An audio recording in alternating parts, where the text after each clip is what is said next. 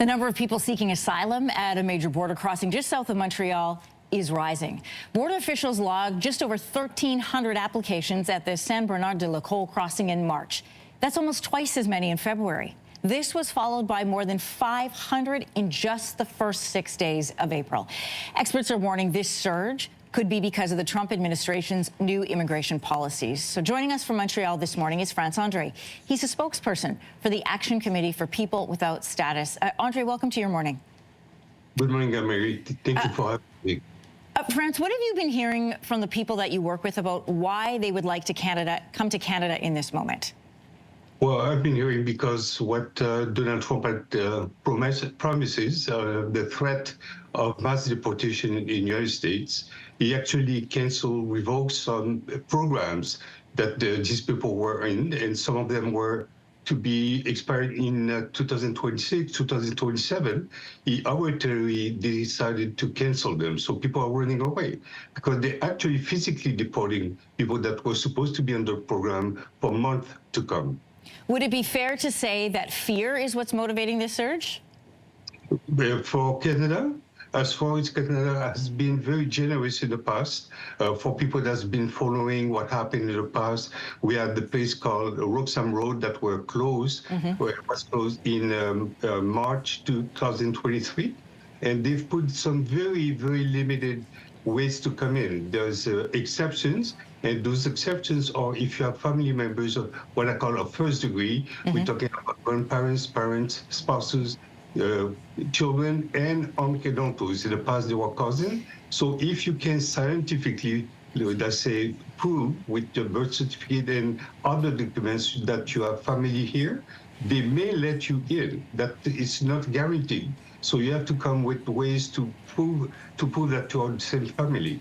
And two other ways you can come in is if you are a minor, non-accompanied minor, less than 18, they give you the opportunity to seek asylum.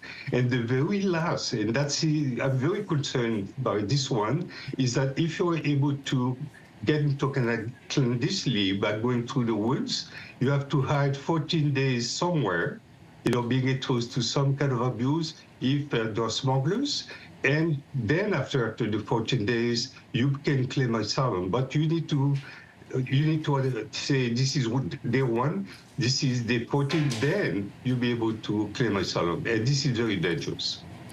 Quebec's immigration minister has said this province cannot handle more asylum seekers, and we just gave that number of 500 in the first 6 days of April. If legal options for claiming asylum aren't available, then what kind of dangers are involved for people who are trying to enter irregularly? Well, the danger is that if you go through, like we've seen it in the past, Marie, we've seen people trying to cross either from Canada to the States into the woods, getting lost somewhere in the field, snowstorm, falling into water, and then die of hypothermia. Fritzl Richard was one example that unfortunately had to manage a case where he died days before Christmas because he was trying to go back to the States. And Fritzl is not one example. There's many more. And we heard of people in the past few weeks that actually went through and almost died. So people are doing it. Soon they'll return back because most of them will be sent back because they don't have those family relationships. Right. They're finding ways to come in, and unfortunately, smugglers are taking advantage of that.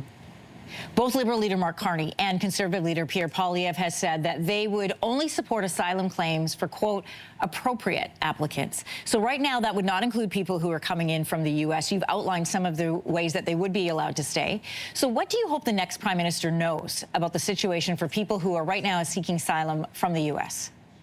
I think they know the figures. I mean, the numbers that you spoke about, they know, and I'm sure they know more because the numbers that we have are those that has been registered.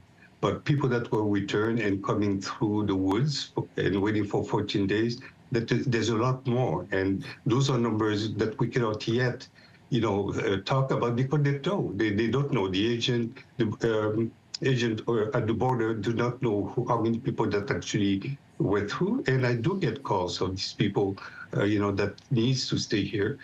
Canada is probably the only option left. If they stay in the state, they've received letters saying that, you no longer, be staying in the state, and we're giving you till April 24th. Some people or the programs August 3rd, but they're going to take the chance. If you go back to a country like Haiti right now, where it's almost like a civil war, you want to take a chance going through the woods, and who knows what may happen. The only thing I would tell you also, Anne-Marie, I'm very concerned about some of the rhetoric. Pierre Poilievre, using the word criminals. He spoke of criminals. They're not criminals. What's been happening in the past 2 or 3 years, we're talking of asylum seekers or people that are coming to take and putting weight on the health system, education system. They're creating a problem with the problems were there way before. We have not taken steps. Mr. Legault has not taken steps, and I understand. However, the problem was way before, and Mr. Legault, unfortunately, has been using the immigration issue to be reelected because it's a very sensitive issue, and the federal are doing the same because, yes, the Canadian or the Quebec population are very concerned of what has been happening. But I can tell you, in the past years, there's people who have been working 2 or 3 jobs because they need to send money home. So I think they're paying way more than what they're taking away from the Canada and Quebec. It's a strong point to end our conversation on. Franz-Andre, thanks for joining us here on Your Morning today. Thank you, Anne-Marie. If you like that video, make sure to subscribe to the Your Morning YouTube feed, where you can find all kinds of new content posted every weekday morning.